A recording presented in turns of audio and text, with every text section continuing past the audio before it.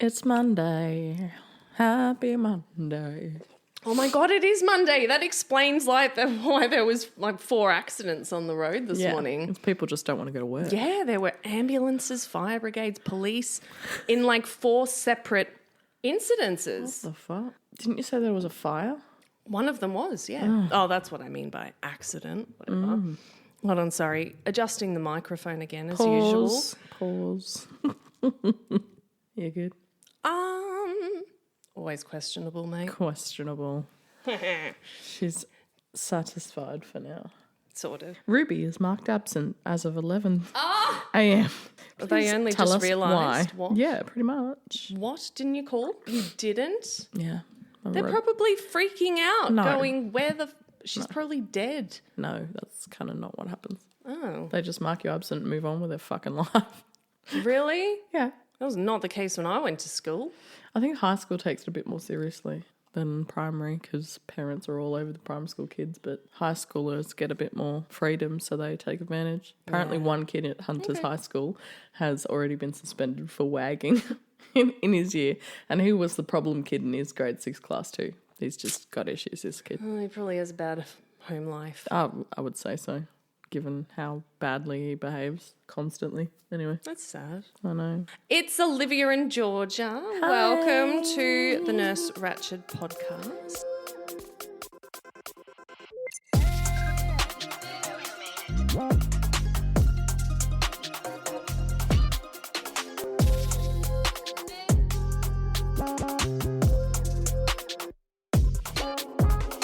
It's me. Anyway. Did you like that intro? Yeah, that was good. Good. My bleeding has stopped. Hooray. Oh, finally. How many weeks was that? 3-ish. 3-ish. Yeah. Don't get pregnant, guys. Anyway, enough about me. Who are we talking about today? We are talking about an Englishman named Harold Shipman. Ooh. Have you ever heard of him? No. Okay, well, I'm keen I'm to going know. to tell you all about him. Tell me all about And Harold. everyone who's listening as well. Yeah. He's a very fascinating person. Mm-hmm. So here we go. Here we go. Fucking buckle up, guys. Strap in. Buckle up. Hold on to your assholes. Literally. Harold Fredrick Shipman. It rings a bell. Let me start again. Harold Fredrick Shipman was an English general practitioner and serial killer. Outrageous. Known to his acquaintances as Fred Shipman, he is considered to be one of the most prolific serial killers in modern history. I feel like we say this about every single time. He was also nicknamed the Angel of Death, but I decided not to include that. So that's Charles Cullen. That's the 4 fucking the Lance Angels of Death. Lane's Angels of Death, yeah. And now this cunt. Do you know who else is called the Angel of Death? Who was it? My next guy, Joseph Mengele. Oh. He is going to be a topic, and we're going to have to have a box of tissues for that one because I have a lot of family history regarding it's fucked. the Holocaust, so it's going to be a can add tough one to get through. interesting stories to that. But relevant to this podcast, really. Yeah, for sure. Anyway, continue with your Angel of Death, and we'll talk about mine next week. This fake ass Angel of Death. Yep. So he was, known to his acquaintances as Fred. Yep. Good old Fred, just like one of the greyhounds I had. We liked that Fred. I know, he was a sweetie. I have a feeling He we is a won't like this sweetie. one. No, but everyone did like him and they all thought he was a sweetie. Let me guess. He had charisma. Probably, yeah. Yeah. Psychopaths do. Anyway. So he had a roughly 30-year-long murderous career from 1974 to 1998, in which he murdered an estimated 284 victims, including a 4-year-old girl being his youngest. Ugh. He was, however, only convicted of 15 murders, all of which were elderly women. He was born on the 14th of January 1946 on a council estate named the Bestwood Estate in Nottingham, England, as the second of 3 children to a devout Methodist family. Very religious. His father was also named Harold Fredrick Shipman. Why do they do that? He loved himself so much. And he worked as a lorry driver while his mother Vera was a stay-at-home mother.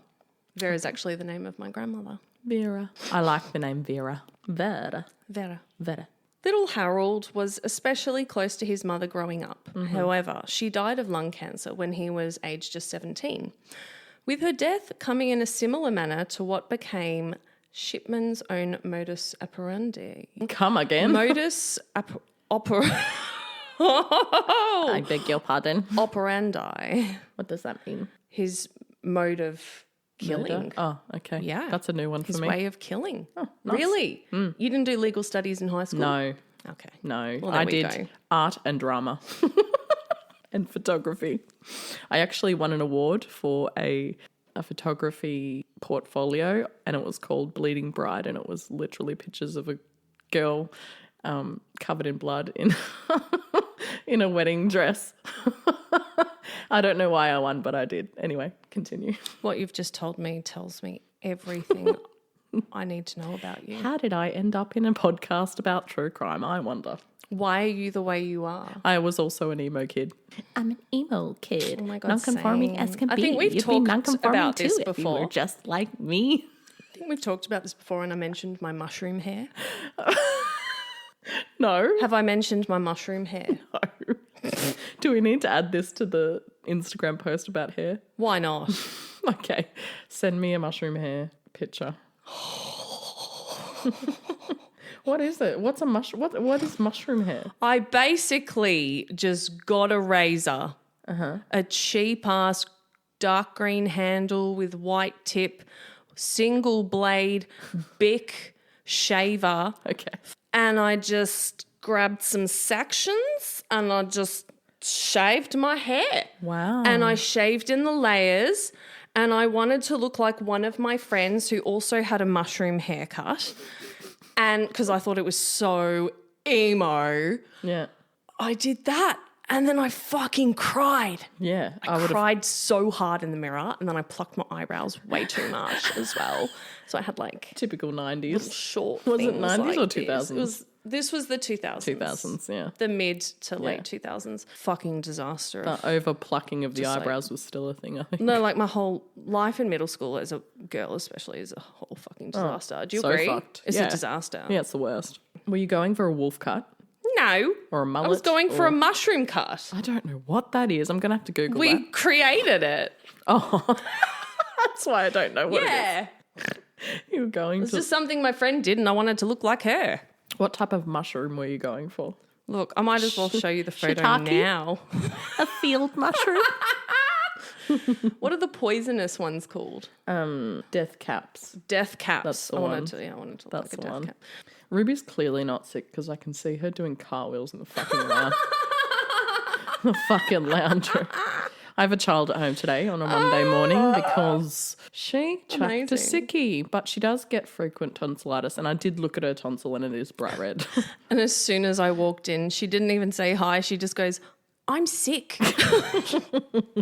Yeah, Okay. I won't come near you then. you look at babes doing backflips off the couch. Oh my God.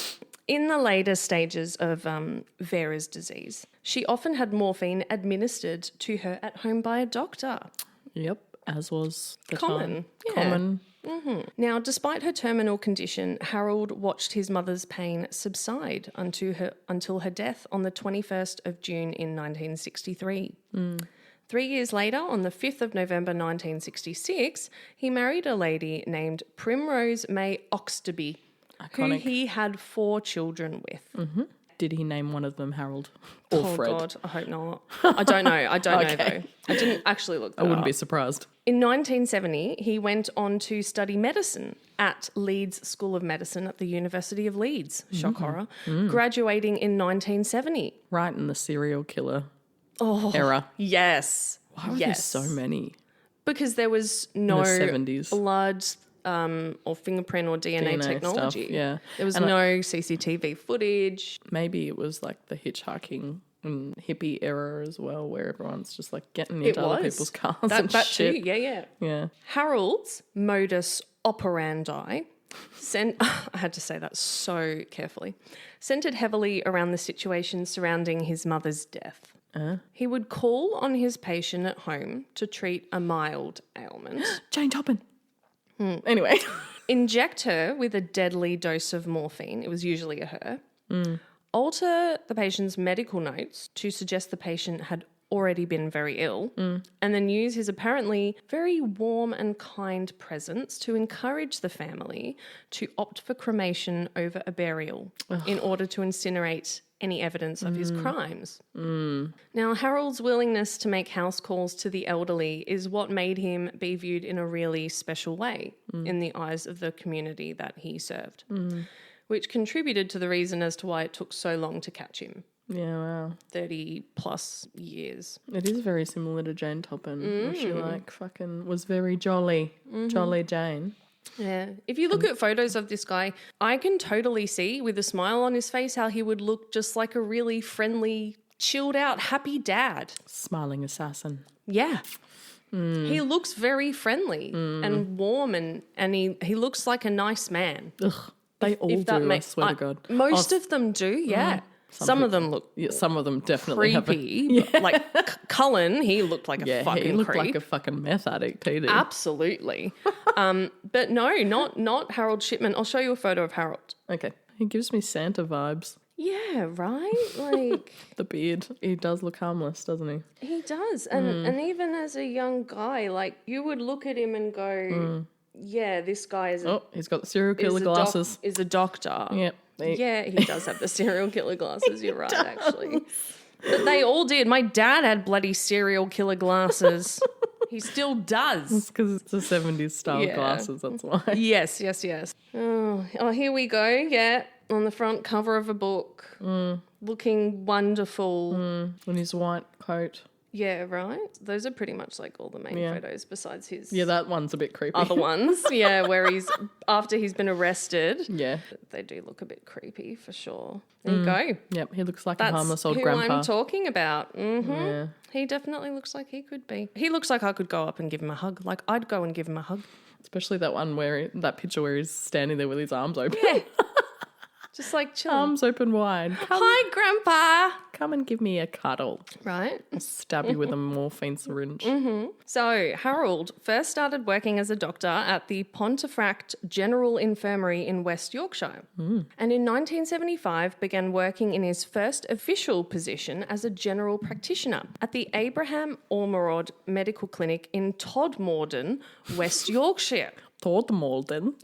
This is like, some of these are absolute tongue twisters.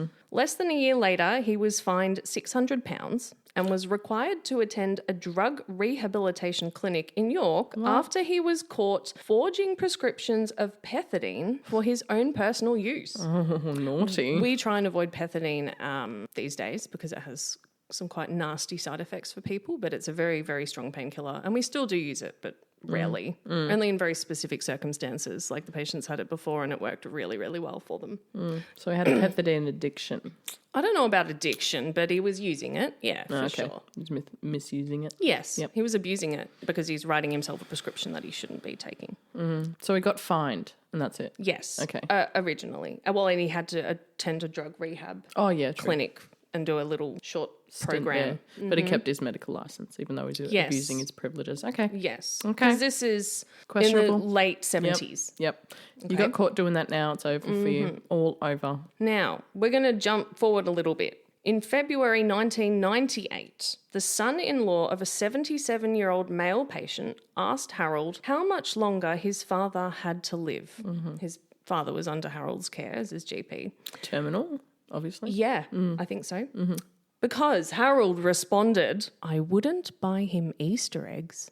Oh, my God. Rude. That's not very patient-friendly. That's not like bedside manner. Come on. I wouldn't buy him Easter eggs. Yeah, except his English. Oh, fuck. He gave him like a southern accent. I wouldn't buy him Easter eggs. No, fuck. Put it to you this way, old boy. Yeah, not the best answer. I wouldn't buy him Easter eggs because I plan on killing him tomorrow. So. Yeah, right? So in March 1998, a general practitioner at the Brook Surgery in Hyde, I think Hyde's in London or something, named Linda Reynolds, expressed her concern to John Pollard, the South Manchester District Coroner, regarding the high death rate among Shipman's patients.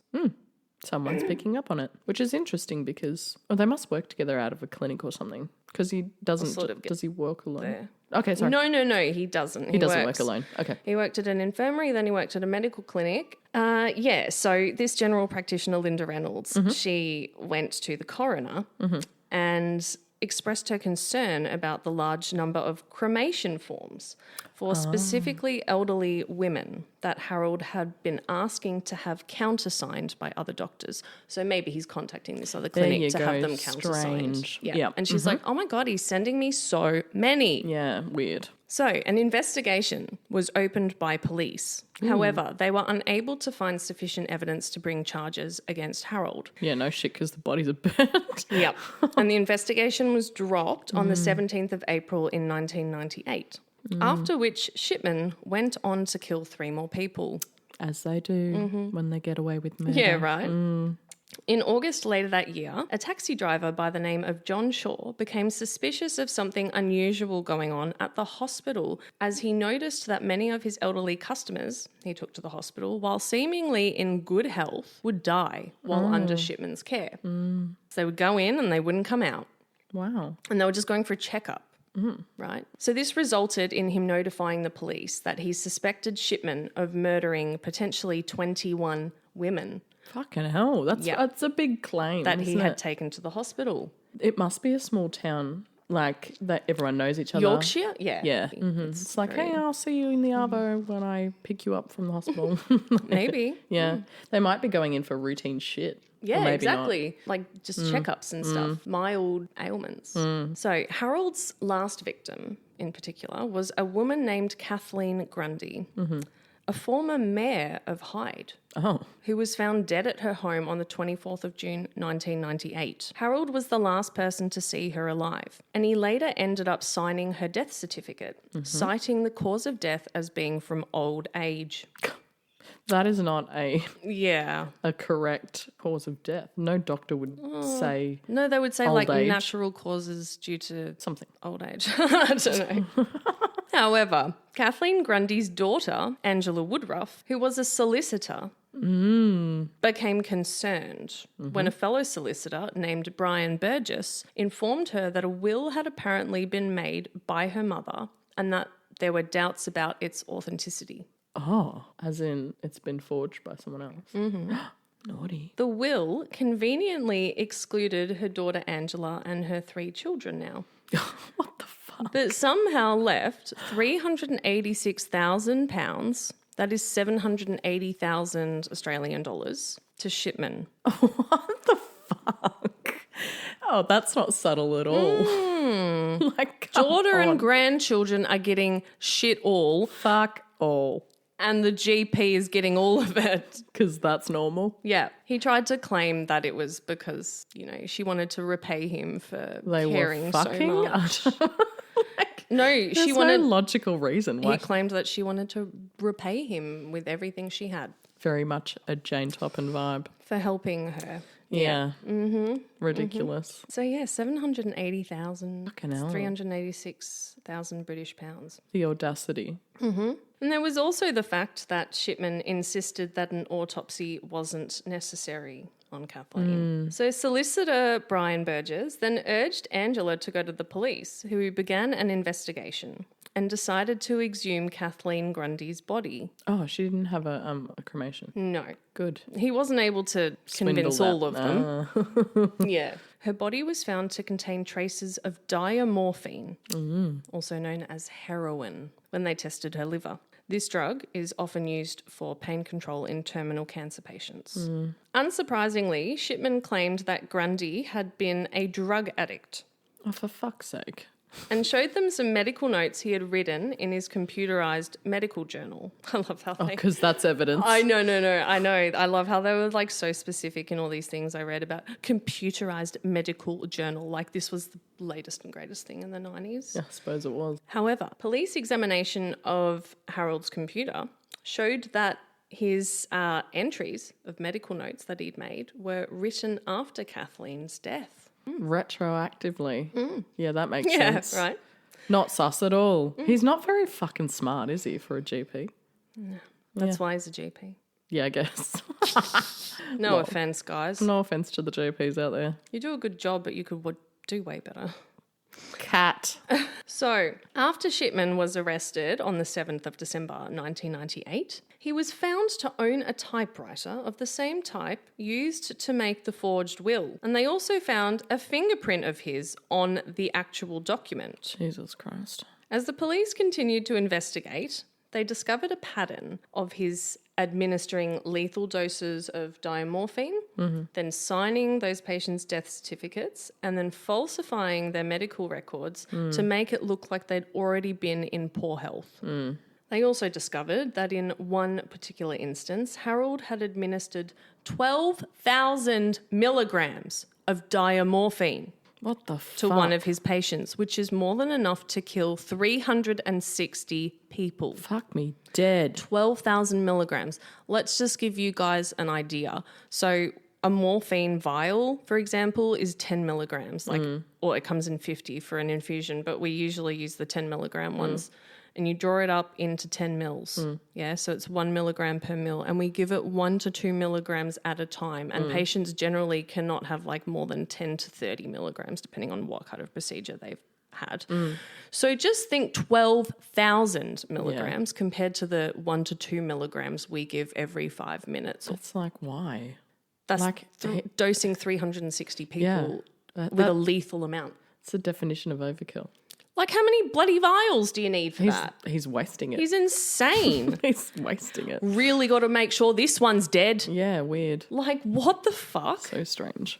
He's obviously not very intelligent. Hilarious. No. He's not. He does not think ahead. He's a bit He does dumb. not think, He's how reckless. can I not get caught? Yeah, He's just doing it. he's reckless. Maybe it's just like an escalation. Maybe it was a bit more stealth in the beginning. Yeah, well, it took like 20 years Yeah. initially before Yeah. people started getting suspicious. Yeah, and then he was just like, I'm getting old, fuck it. So I guess he was kind of good about it. He was kind of smart. Up until he started getting lazy. Yeah, Or it's just like slipping Sloppy. after 20 years. Yeah. Too confident, maybe. Cocky Santa. They did an inquiry, an independent inquiry, called the Shipman Inquiry, over 3 years, from 2000 to 2003. Now, this inquiry was held by Dame Janet Smith in order to examine the extent of Shipman's crimes following his arrest in September 1998. Okay, so he was arrested and then they did an inquiry. Yes. Okay. Approximately 2,500 witness statements and 270,000 pages of evidence were analysed, resulting in a 5,000-page document. Bloody hell. I know, that's far bigger than the Lucy Leppy one so Yeah. far. And this document revealed that Shipman had specifically targeted... Tarted it. Targeted. Shipman's the fucking tard. He's a tard. I'll start that bit again. Okay. That revealed that Shipman had specifically targeted vulnerable elderly people who trusted him as their doctor, killing them by either prescribing an abnormal or fatal dose of medication or injecting them himself with a fatal dose. So sometimes he would give them, higher dose than like what is safe, and over time they would get sicker and sicker. So the Shipman inquiry also blamed the Greater Manchester Police Force for assigning what they considered to be inexperienced police officers to the case, resulting in basically giving Shipman the opportunity to go on and kill 3 more of his patients after the investigation was closed, right? Yeah, because I did look Crazy. into him after Yeah. the lady reported him for the Yeah, and then there was no evidence. cremations. So Yeah, they were like, whatever, there's nothing Can't here. prove shit, Yeah. so we're just going to move on. Pretty common thing with police officers. Yeah. So the inquiry released its findings in 6 stages, with the final report being released on the 27th of January 2005, by which this time Shipman had already died. Right, okay. Ruby is now walking on the back of the couch. Perfect. Oh my God. It was in July It's my turn to not be able to talk at all today. Lol. I don't know what's going on with me. It was in July 2002 that the inquiry established that Harold Shipman had killed at least 284 people, starting in 1975, while he was working in the Pontefract General Infirmary. Like my little pause, 1975. However, the inquiry couldn't rule out that he hadn't killed potentially more than 300 people due to the fact that the inquiry had investigated a total of 618 suspicious deaths. Jesus. Unsurprisingly, the inquiry also found flaws that existed at a systemic level, including a lack of the monitoring of patient death registrations, the monitoring of drug prescriptions, and monitoring of doctors themselves. Everything and was their a bit conduct. easier back in the 70s. Oh, yeah, for sure. Dame Janet wrote in the Shipman inquiry findings, some of his descriptions of sudden death are breathtaking. In a bad way. Get your fucking asses ready. Hold on to your butts for the breathtaking quotes of Harold Shipman. Shitman. I like it. that. I like it a lot. Santa Claus Shitman. Quote number 1. Just think about these. I turned around to get my stethoscope out of my bag and she just collapsed and died. Okay. Quote number 2. I was telephoning for an ambulance and she just gave one cough. When I turned around, I could see that she had died. Of that one cough? Apparently. In the Like a second that cartoon character. 5 seconds that he's ringing 000 before they've even answered. She gave one cough. He thought, oh, she's dying. Let me call the ambulance. Ridiculous. Like what? Quote number 3. This is my favourite. She just died while I was examining her. The fuck? These are all what he's written in their medical notes. That's so... In the history as his official... documentation. Yep. Yeah, what a fucking I turned wanker. around to get my stethoscope out of my bag and she just collapsed and died. I was telephoning for an ambulance and she just gave one cough. When I turned around, I could see that she had died. The fuck? She just died while I was examining her. Yeah, everyone just dies. You know why I was laughing so much? Because I'm just thinking about, at work, okay, my patient is saying, oh, my breathing feels a bit funny. Yeah. Okay, and the SATs are like gone down a little bit. They're 95 on room air now. And I'm like, yeah, okay, I'll just have a listen to your chest. So I take 10 seconds to walk to the crash cart and get the stethoscope and I walk back and she's just collapsed and died. Yeah, without warning. Like, what the fuck? Can you imagine? Yeah. My perfectly alive and fairly well patient in 10 seconds has just given a cough and died. Oh, she just died. Yeah, fuck. Oh, See you gee. later. Oh, well. Where's the death certificate? Better cremate the body. Yeah, we're just going to write one cough, then died. Soz. Yeah. Soz. Countersign, please. Sorry about it. Seems legit. Can I just get your signature, please? Fucking How stupid. fucking hilarious is that, Yeah. though? Do you need you need 2 doctors to sign off on a death certificate? Is that correct? Apparently, yes. So who the fuck was signing off on these? Jesus Christ. People who trusted him. Because he had a reputation for being a very kind, warm, friendly doctor who was trustworthy with the elderly and would go to their homes when no one else would. But it's What a wonderful doctor. But you have to say the exact cause of death. You have to say cardiac arrest due to... But maybe you didn't in the 70s and 60s, 80s. Maybe. Not sure. Especially in the UK. I can't imagine the NHS back then Fucking was that good. NHS. Maybe. I don't know. It's not good now. I can't imagine what it was like 40, 30 years ago. Maybe. Seems very bizarre. Seems very much like people didn't give a fuck enough to question him. I think he flew under the radar. Like, I get people not wanting to question someone because of, like, hierarchy and shit and being But a he's a doctor. fucking GP. But he's a GP, and I guess maybe it's just a lack of having someone else oversee his practice, I reckon. Sorry, but anyone can be a GP. Cat. Nah, don't cut that. People need to know the truth. In just 1 year, 1997, Harold committed 37 murders. In 1 year? Yep.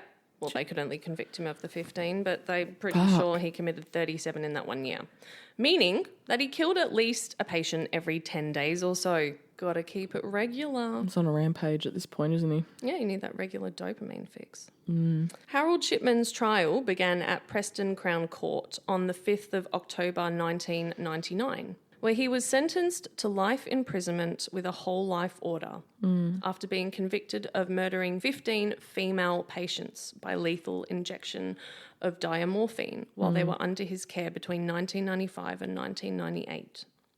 4 years later, on the 13th of January 2004, one day before his 58th birthday, Harold Shipman hung himself in his cell at HM Prison Wakefield in West Yorkshire. The timing of his death, 2 years before his 60th birthday, meant that his wife, Primrose, was able to claim a tax-free lump sum of more than $200,000, as well as an annual payout of $20,000 under the NHS pension scheme. No one really knows why Harold did what he did, but it seems that he simply enjoyed getting to choose who lived and who died while thinking of himself to be untouchable. And he, Until he was of touchable. course, took the coward's way out Yeah. and killed himself in prison. Is that because he wanted his wife to have life insurance money? I believe so. I think he timed it so that his wife and his kids would be looked after, because once he turned 60, he would lose those rights as a doctor. He would have, I guess his family got that pension because he was a doctor for the NHS. Crazy. Yeah. I wonder what his wife thinks about it all. Is she still I kicking? know. I don't know, actually. I couldn't find anything about her. It's not like she's got a Wikipedia page. She could, though. Oh, absolutely. She could be. His children are probably around still. He definitely could still be alive if he didn't kill himself. Oh, yeah. I thought he was still alive until I saw that Yeah. he wasn't. Yeah, right. Well, Because he would have been like in his 80s now. well, no big loss there, I think. Absolutely not. No. Goodbye. Yeah, good riddance. We need actual good GPs in this world. Yeah. Not Burn in people hell. like you. Burn in hell. People Santa. need like proper healthcare. Santa Shitman. Yeah. Yeah. What a turd. A literal turd. In name and in person. Mm-hmm. Crazy. What is it with all these fucking doctors being psychopaths? It just goes to show that you need to question everything that healthcare providers decide over your care. You really need to be involved in your own care. That's why they bring in patient-centered care, really, in order to stop psychos, Taking advantage of like, the vulnerable. Yeah, because there's psychos in every profession, but they're especially dangerous when they're in the healthcare profession because they have fucking direct access to really dangerous medications. And That's why those types of people gravitate towards the medical and nursing field. True. Gives them easy access. Yeah. People still do it. I mean, look at if Leppy is guilty. Yeah, she's been going recently, and she was getting away with it if she's guilty. Oh, yeah. So, and I bet you there's still some nurse and doctor out there right now who's a current serial killer that we just haven't found out about yet. Well, look at those two nurses who've just been arrested. Georgia. Not me, I promise. Look at those two nurses who've just been arrested for their anti-Semitic behaviour in New South Wales Health. The bloke nurse, he fucking claimed that he's killed heaps of Jewish people and they're investigating that seriously because he did it on fucking live on TikTok. Like, you idiot. I mean, but like he's made those claims and like you have to take that shit seriously because people do kill. Surely he's not smart enough to be a serial killer though. I don't think you have to be smart to be a serial killer. You just have to get away with it more than 3 times. I think the definition of a serial killer is to kill in the same way 3 times. Or more. It's got to be a pattern and it has to be in a specific period of time as well. Yeah, there's definitely dumb serial killers out there, for sure. There's also spree killers and stuff which are a bit different. Well, that was very interesting, Olivia. Thank you for telling us about Shitman. Yeah, no worries. I found it very interesting. Good riddance. It's just a shame he didn't get caught earlier, Yeah, sooner. like at the start. Yeah. But I guess working in a infirmary in a prison, probably don't give a fuck. Oh, he worked in a prison. That was the infirmary. His very first job was in a prison. In the infirmary. Yeah. Yeah, he was probably like, no one's going to miss these people. No. And in fact, they're probably going to like it if I fucking off them. Yeah, that's the thing. Like, a lot of victims are people who are specifically chosen because they have circumstances where they won't be missed. Either they're that's such a good point. They've run away from home. Yeah. They don't have any family. They're in like prostitution and stuff, and they're in like they're old and decrepit and they can't leave the house. Old and decrepit, or that's just an easy victim, isn't it? But it's like a lot of people will miss their grandparents. Like, but that's what they go for is the easy victims. So they can cover up their crimes better. Yeah, or people who won't be searched for, like runaways or immigrants or People all of of colour. that. People of colour that, you know, have a bad life or upbringing or don't have a safety net, you know. So it's not surprising he targeted prisoners.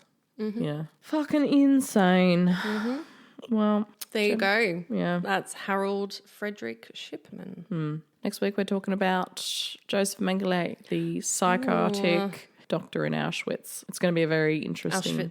Auschwitz, Birkenhof. It's going to be a very It's fucking fascinating. Fascinating, but really difficult to get through some of the shit that he did. Twin studies and experiments, Fucking Transplant shit. so inhumane. But yeah, we'll get to it next week. Follow our Instagram, all of that shit, you know. Send us your feedback on our email at Thanks for joining. nurseratchetpodcast.com. We got a comment. We did. Oh, exciting. It was on Paolo Macarini Part 2. They said, no name commenter. It's just a number. But they said, super relatable review of this story, especially the how is this even real part. In case you missed it, as you said, there are only docos about it. There is a drama series about this. The second season of Dr. Death is really good and you can watch it on Stan. So there you go. I'm going to check that out. Yeah. Thank you for your comment. Yeah. Anonymous. Appreciate it. Please do more. Appreciate it. Comments. Yeah, please leave your comments on Spotify because we'll see them immediately. Leave us a review. Every little bit helps. Yeah. Of course, 5 stars. Yeah, well, we do No question about it. We've got 5 stars on Apple Podcasts. How good's that? Did we actually? And fuck off. I know. And Fuck off. 4.5 or something on Spotify. Damn. Let me have a look. Because of that, like, one Bad review. star review from some really bitter People about Lucy person. Letby. Yeah. 4.4. Who's like defending a potential murderer. Yeah. 4.4? That's all right. It's good. It's great. No. It's excellent. Not perfect. You always want perfect. Well, at least we got 5 on Apple. Yeah. Well, I'm only going to check the Apple one now. Yeah, okay. And we've hit 1,000 downloads. So go us. How cool's that? Massive high five to us. That was awful. Slaying the podcast game. No! That was so bad. I'm quitting the high fives because we'll never get it right. Because you obviously don't know how to do it I'm right. just holding my hand up. Okay, that was better. There we go. Oh, shit. All right, bye. Bye. See you next week. Bye.